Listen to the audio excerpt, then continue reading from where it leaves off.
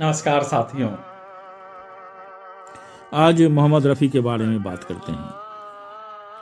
फिल्मी दुनिया के तानसेन थे रफ़ी। जन्म जन्म का साथ है निभाने को सौ बार। अभी न जाओ छोड़कर कि दिल अभी भरा नहीं। तू गंगा की मौज में मैं जमुना की धारा, कि रहेगा मिलन वो हमारा तुम्हारा। वक्त से दिन और रात, वक्त से कल और आज। ओ दुनिया के रखवाले, सुन दर्द भरे मेरे नाले। बड़ी देर भई नंदलाला, तेरी राह तके ब्रिजवाला। आपके पहलू में आके रो दिए। इन उपरोक्त गीतों के साथ ही हजारों और खूबसूरत गीतों को अपनी मधुर आवाज़ से मोहक बनाने वाले मोहम्मद रफ़ी आज फिर हमें याद आए हैं। मोहम्मद रफ़ी जिन्होंने सिर्फ गाने ही नहीं गाए बल्कि गीतों के जरिए अपनी और श्रोताओं की भावनाओं को भी बयां किया है। तभी तो लोग आज भी कहते नहीं थकते कि मोहम्मद रफ़ी दुनिया के सबसे महान प्लेबैक सिंगर्स में से एक हैं। उनकी आवाज़ में दर्द, प्रेम, भक्ति, देशभक्ति और खुशी इतनी सच्ची थी कि दशकों बाद भी वह जिंदा लगती है। रफ़ी साहब सिर्फ एक गायक ही नहीं थे, वे भारतीय सिनेमा के सुनहरे दौर की आत्मा थे और सही मायने में फिल्मी दुनिया के तानसेन।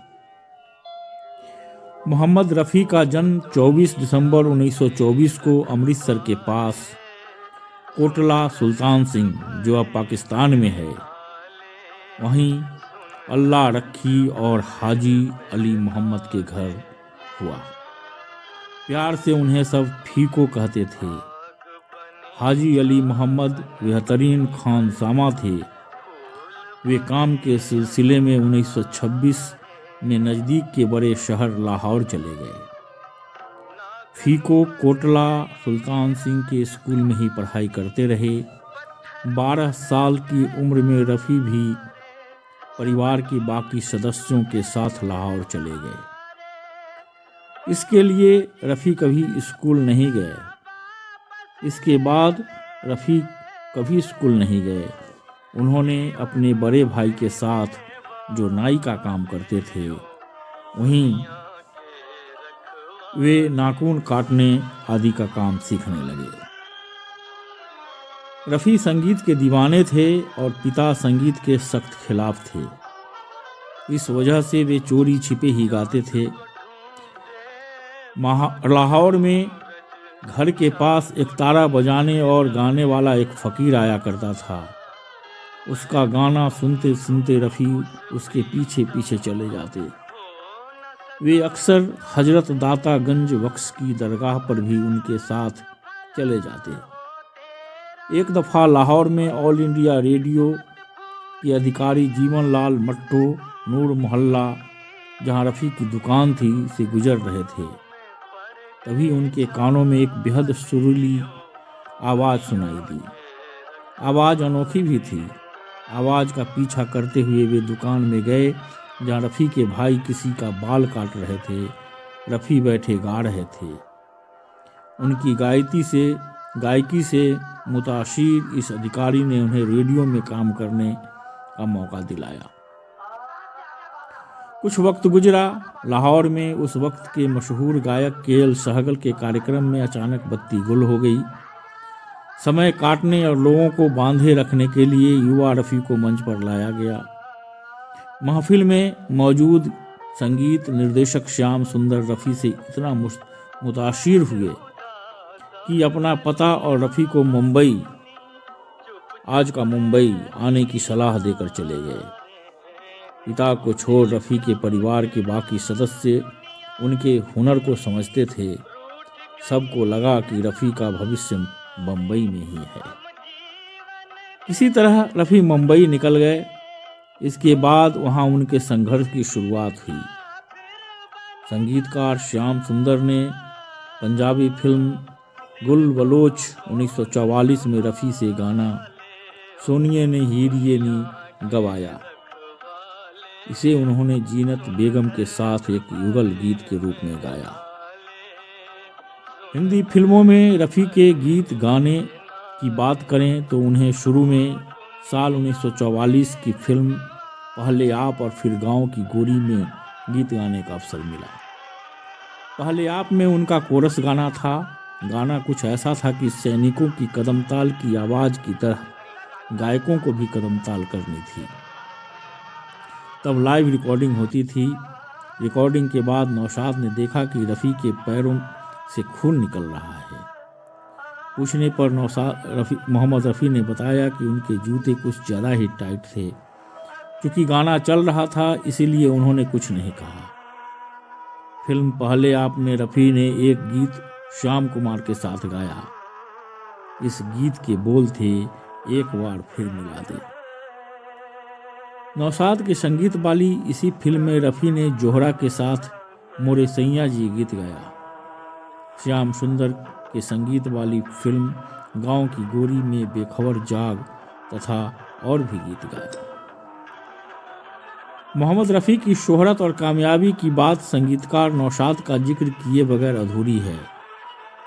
दोनों ने बैजू बावरा, कोहिनूर, मदर इंडिया, मुगले आजम, आन, गंगा जमुना, मेरे महबूब, राम और श्याम जैसी अनेक फिल्मों में साथ काम किया। तब नौशाद साहब रफ़ी से घंटों रियाज करवाते थे और रफ़ी जी बैठकर अभ्यास करते रहते। तब नौशाद उनसे हंसते हुए कहते कि अब जाओ और दूसरे गानों की प्रैक्टिस करो, वरना तुम कभी अमीर नहीं बन पाओगे। नौशाद ने कुछ उस्ताद से भी उन्हें मिलवाया और उनसे रफ़ी की आवाज़ की तारीफ़ की, तालीम दिलवाई। सहगल साहब के साथ गीत गाने की इच्छा जब रफ़ी साहब ने नौशाद से की तो उन्होंने झट से अवसर बना दिया। फिल्म शाहजहां में गीत रूही रूही के अंत में एक लाइन उनसे गवा दिया, जबकि पूरा गाना सहगल साहब की आवाज़ में है। बाद में समय के साथ नौशाद, शकील बदायूं रफ़ी साहब की अच्छी तिकड़ी बन गई। उन्होंने बहुत सी फिल्मों में साथ काम किया। रफ़ी साहब का हिंदी सिनेमा में गायकी का सफ़र अनुशासन, विनम्रता और लगातार लगन के दम पर बना रहा और आगे बढ़ते रहा। उन्होंने सिर्फ संगीत को अपनाया नहीं, वे मेहनत से खुद संगीत बन गए। चाहे वह शास्त्रीय राग हो, रोमांटिक गाथा, कव्वाली, भजन या देशभक्ति गीत हों, उनकी आवाज़ सहजता से सभी शैलियों में प्रवाहित हो जाती थी। 14वीं का चांद से लेकर लिखे जो खत तुझे, चाहूँगा मैं तुझे से लेकर बहारों फूल बरसाओं तक उनके गीत लाखों लोगों के जीवन के साथी बन गए। देखें तो मोहम्मद रफ़ी को जो चीज़ असाधारण बनाती थी वह थी उनकी आवाज़ के माध्यम से अभिनेता बनने की क्षमता। उन्होंने दिलीप कुमार, देवानंद, राजेश खन्ना, शम्मी कपूर, धर्मेंद्र और कई अन्य नामी दिग्गजों के लिए गाया। उनकी आवाज़ कभी दोहराव वाली नहीं लगी। प्रत्येक नायक के लिए उनका स्वर और अंदाज बदल गया।